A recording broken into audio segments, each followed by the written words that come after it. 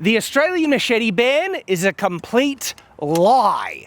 And when I say lie, let me go into the details, because this is not only going to achieve nothing in terms of lowering violent crime, it will take away, through deceptive means, many machetes from the hands of law-abiding citizens when they actually don't need to. They are happy to move forward presenting this thing in such a way that most Victorians here in Australia will think that they will not have a right to own machetes, when in actual fact, according to the law, they do. Shadowversity. As you can see, I like machetes. In fact, we like machetes, don't we, Tyranth? Yes. And I own a good number of them. They're a very useful tool, but they're also fun. Yeah. Machetes are fun to use for their intended purpose, of course. And the details of this ban, right, are very enlightening. So, as Tyranth and I mentioned in one of our previous videos, we knew that there was going to be an exemption order given when this ban came through. Wow. When we did the first video, no, we didn't, because they didn't say anything. Well, All we they were said expecting was it. That's it, the law's going through. So we kind of assumed that they probably would put some exemptions in there, but we didn't know. And luckily, like, I think this is a good thing, Shad. I'm pissed off by it. Because the rhetoric, the whole rhetoric in this whole thing is that machetes are going to be banned, we're going to take them off the streets, and therefore no one will be able to get them, and also law-abiding citizens are going to get pinged by this as well. Yeah, I don't care about the rhetoric, I care about what the actual law is, and the actual law is acceptable. We will explain it. With context. No. If they were upfront about it, right? They're politicians, they're going to be upfront about things. I'm saying... That's no excuse. That's what I mean. Are you going to go tell them Yes, about the law? we will, because the thing that they've been pushing in the media, in Victorian Australia here, is that machetes are now banned. In fact, I'm currently getting this ad on YouTube, stating that there is a Victorian machete ban and you have 3 months to turn in your machetes. Otherwise, as it is implying here, you will receive penalties. And they're basically gaslighting the Victorian people into thinking that this is happening, when according to the actual exemption order, not really.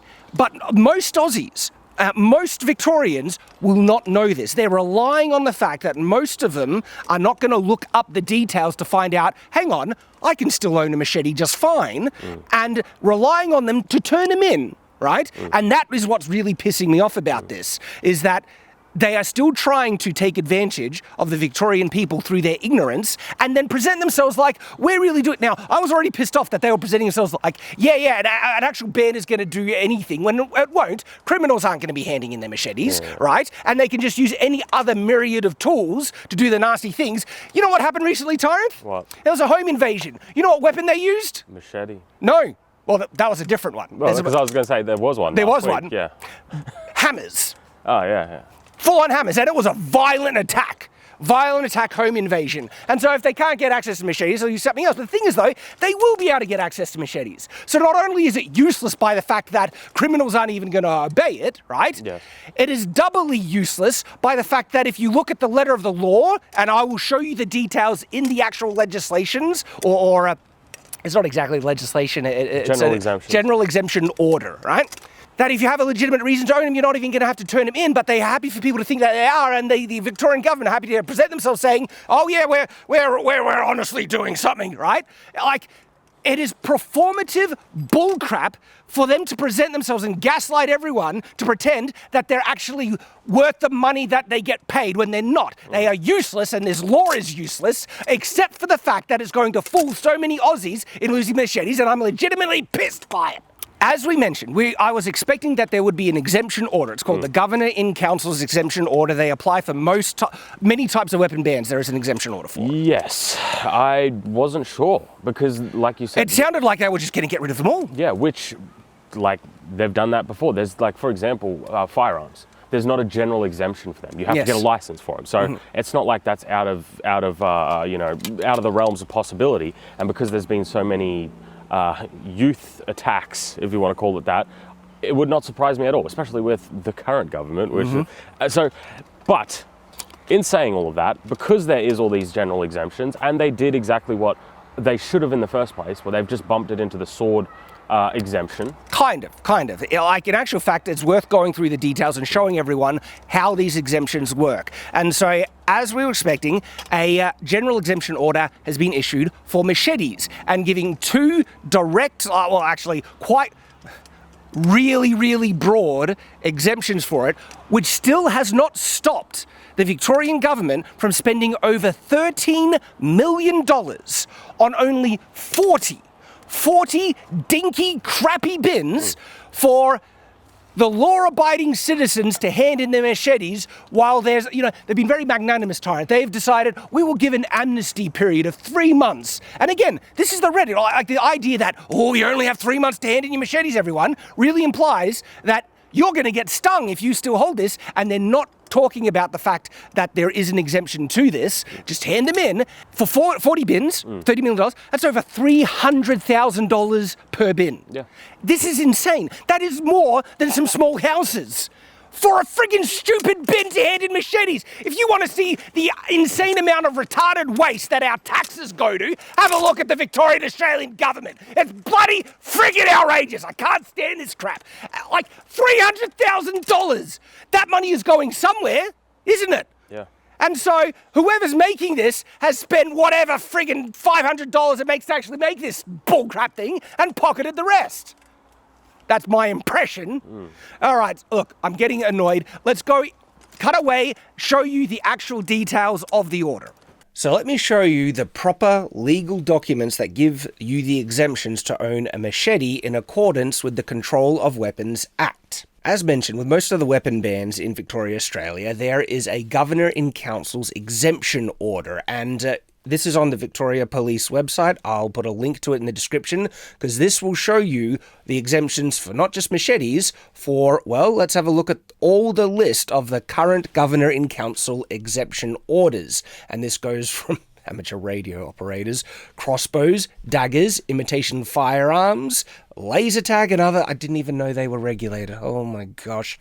Machetes, that's the one that we'll be looking at specifically, but swords for martial arts, for reenactors, and also in slingshots. Some of these things are beyond ridiculous that we even have regulations on. But we'll be looking at the machete, agriculture, and machete, traditional, historical, or cultural significance, or other exemptions. So here is the Governor-in-Council exemption order for prohibited weapons exemption machete under the condition of agriculture. Now, this is going to be important because you'll very likely need to list the correct legal reason to possess a machete. And if you just say gardening and not agriculture, the police very likely will still try and pull you up on that. It gives the definition under this order for agriculture, which includes, without limitation, horticulture, or the production of food. Horticulture is the art and science of cultivating plants, including fruits, vegetables, nuts, flowers, and ornamental plants for commercial production and aesthetic purposes. Even going by the definition here is the art and science of growing fruits, vegetables, flowers, trees, shrubs, and ornamental plants. So in other words, essentially gardening. That falls under the umbrella of agriculture. It's important to understand and remember that if you raise this as your exemption to own a machete. Where does it say the exemption specifically? The use of a machete in agriculture. This exemption applies in relation to a prohibited weapon that is a machete, right here. And what you want to pay attention to is 2B. So part 5 2B of this order here. A person conducting a business or undertaking that engages in agriculture is exempt. And right here, these exemptions applies to people over 18 years old under the Section A part. That's for people under 18 years, but for B, all right, people over 18 years, which exempts you from Section 5.1, 5.1AA, 5.1AB, 5.1A, and 5.1AA of the Act. In any other case. It's annoying legal terminology here, but let's look up specifically what these exemptions grant according to the Control of Weapons Act under these sections specifically. So here is the Control of Weapons Act that this is all referring to, and we will go to the correct page, Section 5, Prohibited Weapons. And so this is outlining what is prohibited, but the Governor and Council's exemption order tells you what parts you are exempt from. And it said 5.1. And so a person must not bring in Victoria or cause to be brought into Victoria or sent in Victoria, manufacture, display, advertise for sale. You are exempt from this point specifically. 5.1AA right here. Generally you would be exempt from a person must not sell the prohibited weapon to a person other than a child without an exemption, which you have. AB, this means so you can not only buy, you can also sell a machete.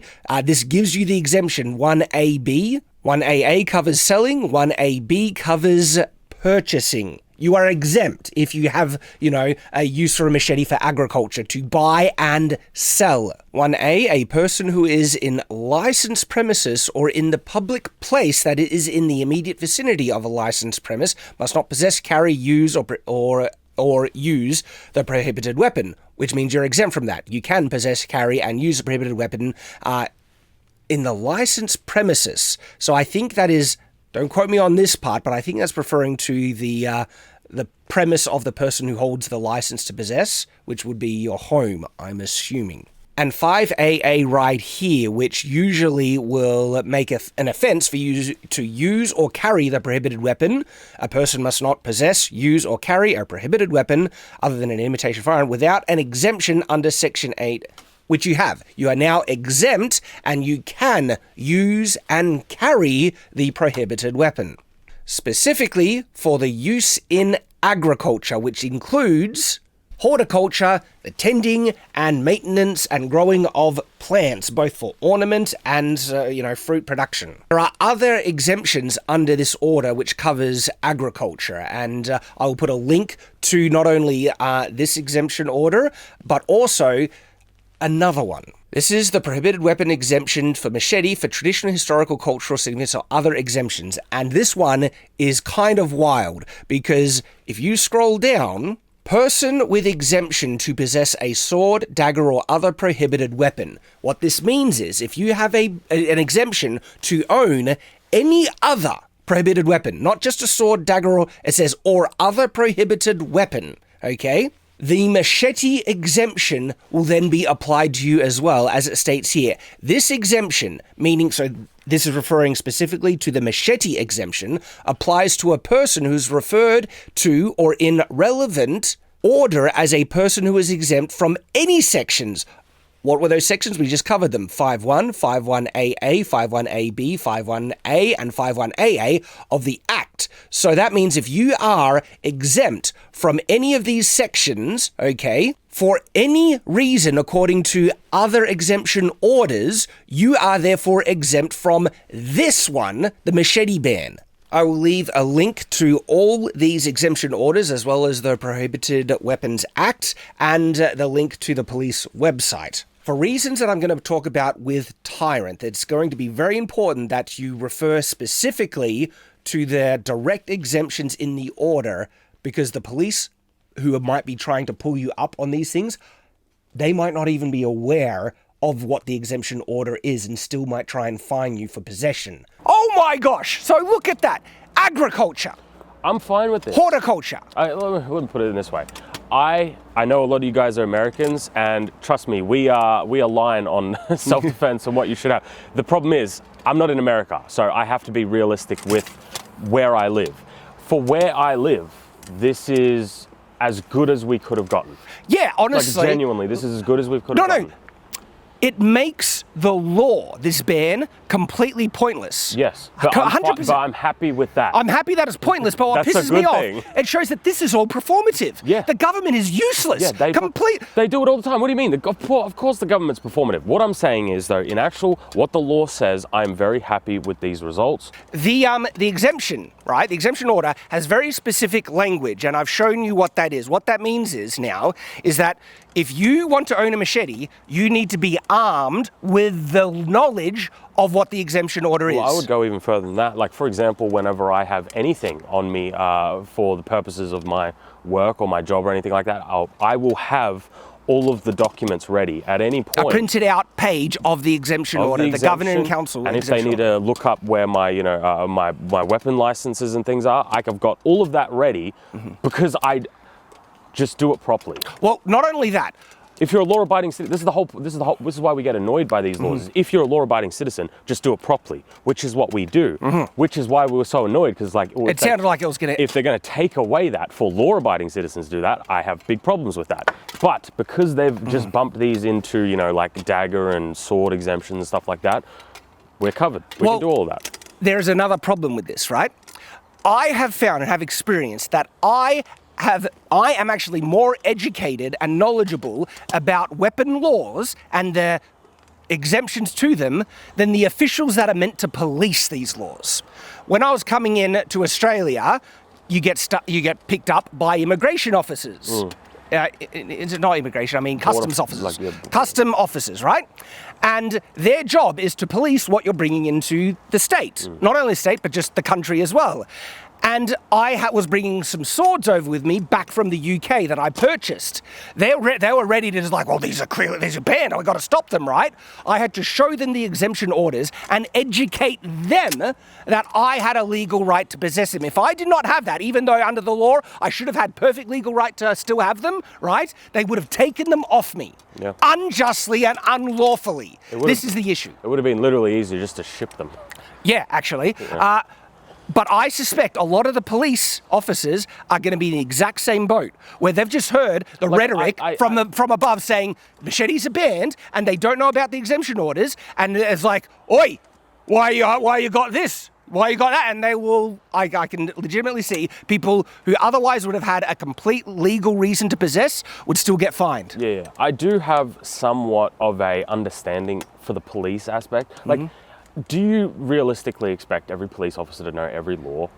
Every law that they are enforcing? Bloody hell, yes. No, I expect just policing. If they're going to try and restrict your freedoms and fine you for crimes that are actually not actual crimes, that is friggin' bullcrap. I would bet you that they should turn in their... No. I reckon there's not a single police officer on earth who knows every single law that they are policing. Then, if they had... I just think that's an unrealistic the next step then? If they have any measure of doubt as to the legality of something, they should not be enforcing it. If they enforce anything that they are grey on, that they are not sure on, put on the brakes and stop it. Because if they start enforcing laws, anything that is not lawful, turn in their bloody badge. Well, that's what you sue them for. Yeah, sue them. What I'm saying is... in these particular cases, you should know your rights. That's why this is important for you to, and this is why I literally just carry around. If you're carrying one of these things in this particular state, I would 100% say print out the piece of paper and literally carry it with you if you're in a position where you've got it with you. Yeah. Especially if you're not near. Like, for example, if we went to the city for something and we had anything on us, I would have them printed out in my pocket, because they're going to be like, even if we give them an exemption, they're going to be like, well, why are you here in the city? So know it to protect yourself is the point. Now, if you don't have it on you, but you want to appeal to these exemptions, you're going to need to be, I feel, specific in the wording. Because you say, if a copper stops you, like, why do you have a machete? And you say gardening, I think you will still get fined for it. Because the exemption order, even though technically it covers the act of gardening, it doesn't say gardening. It says agriculture. And under the sub-definition of agriculture, it was horticulture. And so what you need to answer then, if anyone asks you, you say, I'm using this for agricultural purposes. Or any of the other reasons, okay? Because this is the crazy thing, that it's so broad.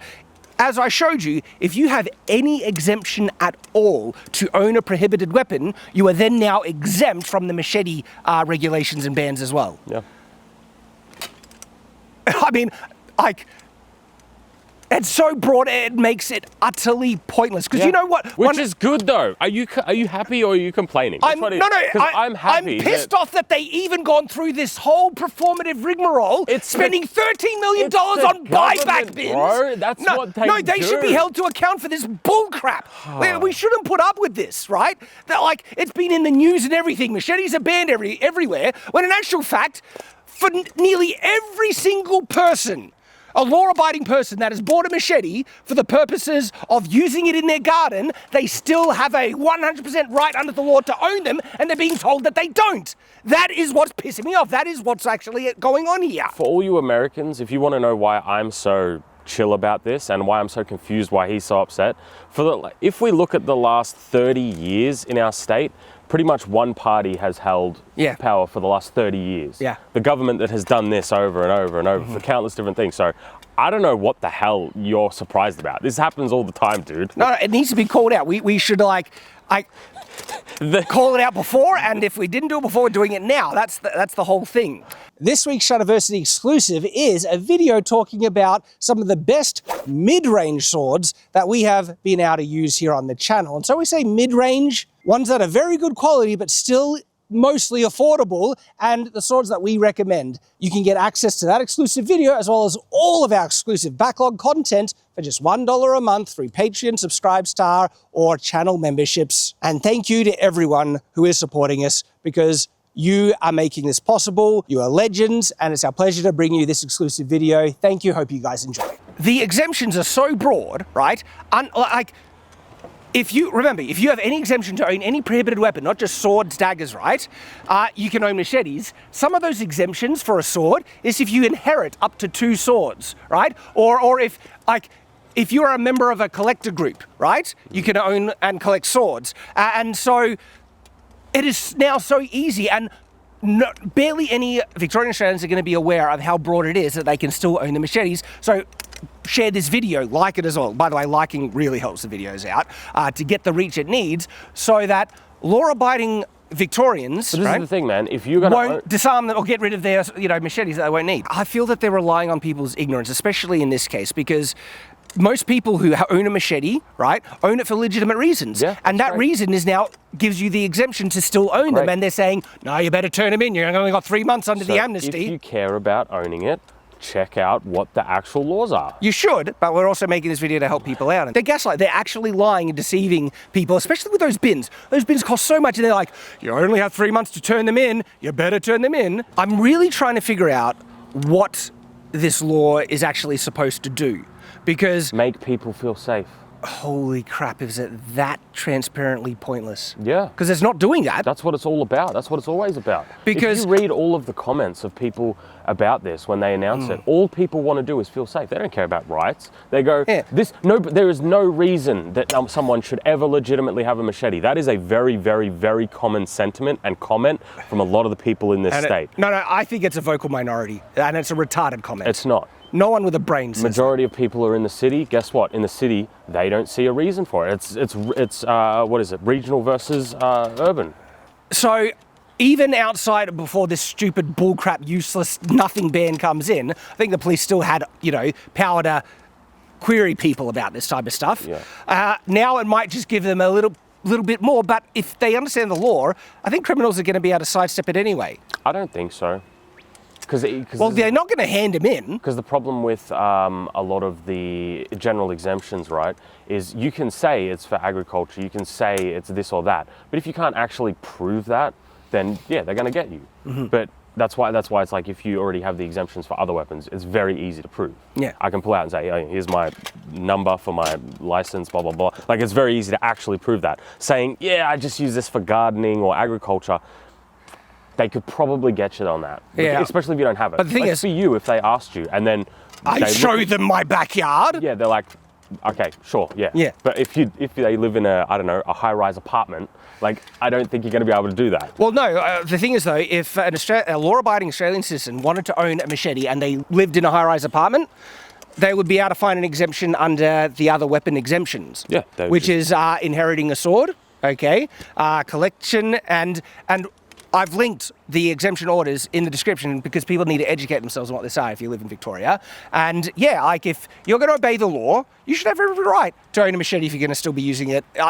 You might go to a mate's place or go to any other thing where a machete still might be useful, and to just stop people who live in the city from being able to own them is also, I feel, immoral.